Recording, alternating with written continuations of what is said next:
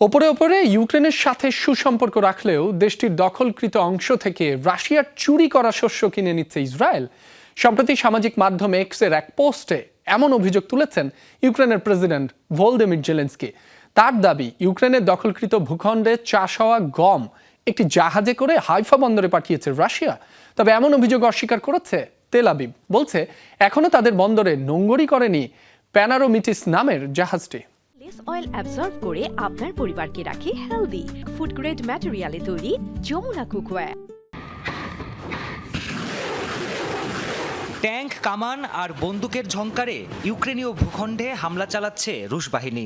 4 বছরের বেশি সময় ধরে চলমান যুদ্ধে এভাবেই দোনেস্ক, লুহান্স্ক, জাপোরিজিয়া ও খেরসন অঞ্চলের বহু এলাকা দখলে নিয়েছে মস্কো। যুদ্ধে দখল করা এসব এলাকাকে নিউ টেরিটরি বা রাশিয়ার নতুন ভূখণ্ড হিসেবে আখ্যা দেয় মস্কো।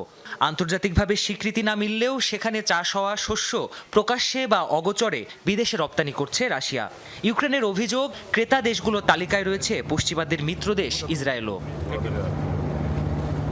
সম্প্রতি সামাজিক মাধ্যম এক্সের এক পোস্টে এই অভিযোগ তোলেন প্রেসিডেন্ট জেলেনস্কি। প্যানোরমিটিস নামের একটি জাহাজে করে চুরি করা শস্য ইসরায়েলের হাইফা বন্দরে নেওয়া হয়েছে বলেও দাবি তার। ইসরায়েল সরকার জেনে শুনে এমন অবৈধ ব্যবসার অনুমতি দিচ্ছে বলেও অভিযোগের তীর ছোড়েন জেলেনস্কি। লেনদেনের সাথে জড়িত যে কাউকে নিষেধাজ্ঞার আওতায় আনার হুঁশিয়ারিও দেন। জেলেনস্কির এসব অভিযোগ টুইট ডিপ্লোমেসি বলে উড়িয়ে দেয় তেল আবিব। ইসরায়েলি পররাষ্ট্রমন্ত্রীর দাবি, এখনও আনুষ্ঠানিকভাবে কোনো অভিযোগ জানায়নি কিয়েভ। তবে বিষয়টি খতিয়ে দেখছে দেশটির প্রশাসন।